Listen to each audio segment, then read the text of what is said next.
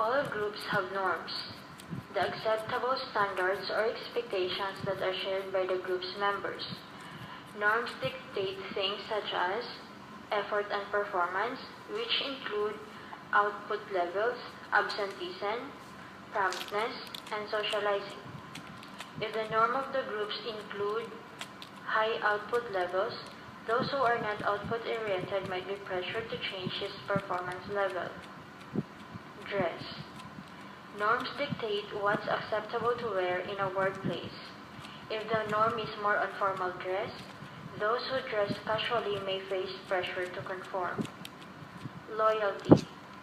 Norms will influence whether individuals work late, work on weekends, or move to locations they might not prefer to live just to show their loyalty to the group. The negative impact of norm is that it can increase an individual's antisocial actions. If the norm of the group include tolerating not so good behaviors, those who wouldn't engage in such behavior might be more likely to do so. Conformity. Individuals conform in order to be accepted by groups. Group members often want to be seen as one of the group and avoid being visibly different.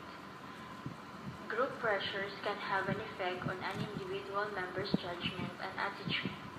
They find it more pleasant to agree than to be disruptive, even if being disruptive may improve the group's effectiveness. The effect of conformity is not as strong as it was, although still a powerful force. When conformity goes too far, a phenomenon known as groupthink occurs. It is the extensive pressure of others in a strongly cohesive or threatened group that causes individual members to change their opinions to conform to that of the group. Another important factor in understanding group is status system. What is a status system? It is the formal or informal prestige grading, position or ranking system for members of a group that serves as a recognition for individual contributions to the group and as a behavioral motivator. Status can be conferred informally or formally. Status can be informally conferred by characteristics such as education, age, skill, or experience. Anything can have status value if others in the group evaluate it that way. Formal status systems are effective when the perceived ranking of an individual and the status symbols accorded to that individual are congruent. That is, the system shows consistency between the perceived ranking of a person and the status symbols he or she is given by the organization. For instance, status incongruence would occur when a supervisor earns less than his or her subordinates or a desirable office is occupied by a person in a low-ranking position. Employees expect the things a person receives to be congruent with his or her status. When they're not, employees may question the authority of their managers and may not be motivated by job promotion opportunities. Group size. Group size affects performance and satisfaction, but the effect depends on what the group is supposed to accomplish. What are the advantages of small groups and large groups? For small groups, they complete tasks faster than larger groups. They make more effective use of facts. For large groups, they solve problems better than small groups. They are good for getting diverse input. They are more effective in fact-finding.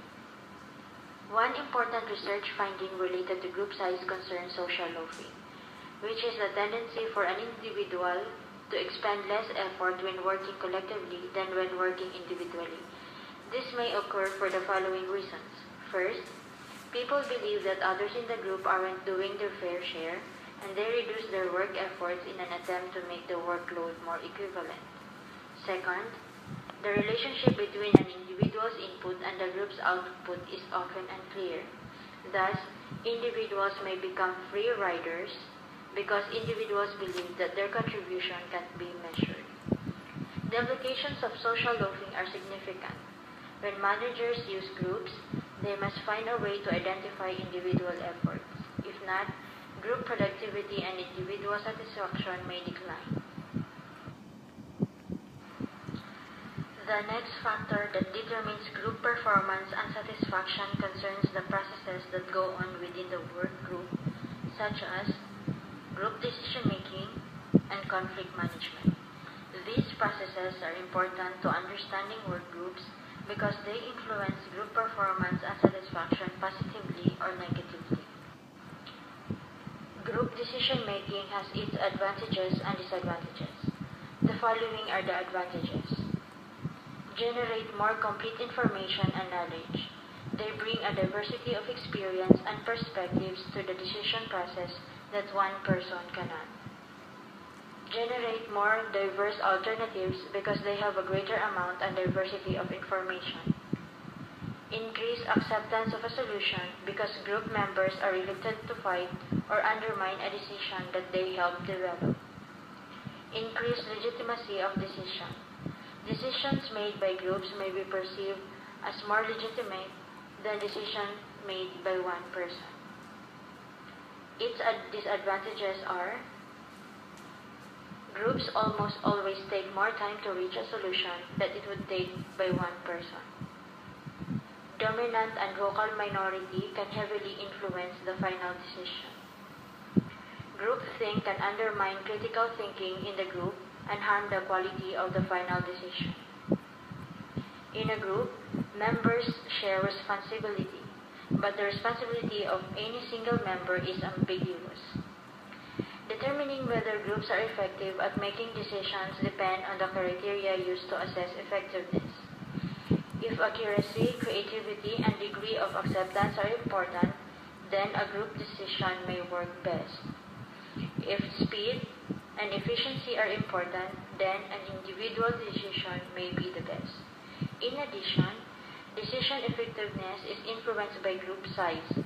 Although a large group provides more diverse representation, it also requires more coordination and time for members to contribute their ideas.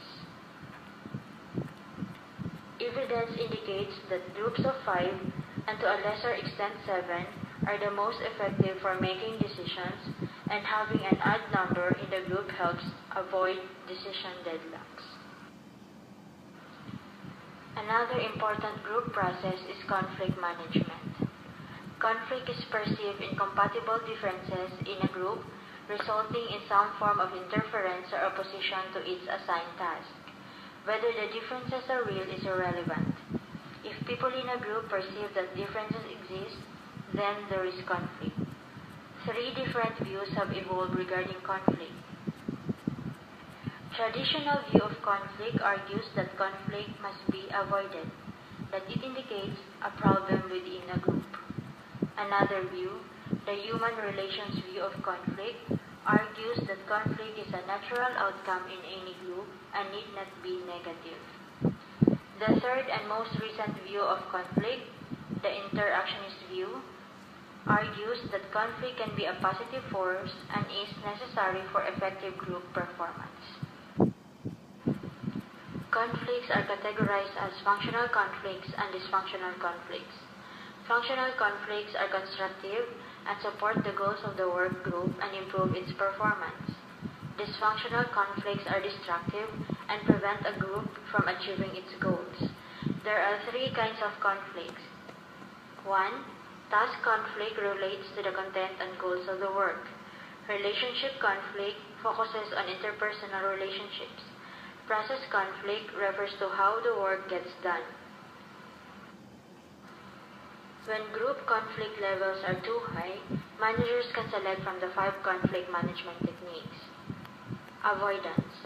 Resolving conflicts by withdrawing from and suppressing them. Accommodation. Resolving conflicts by placing another's needs and concerns above your own. Forcing. Resolving conflicts by satisfying one's own needs at the expense of another's. Compromising. Resolving conflicts by each party giving up something of value. Collaborating. Resolving conflicts by seeking an advantageous solution for all parties. Managers should keep in mind that no one option is ideal for every situation. The approach to be used depends upon the circumstances.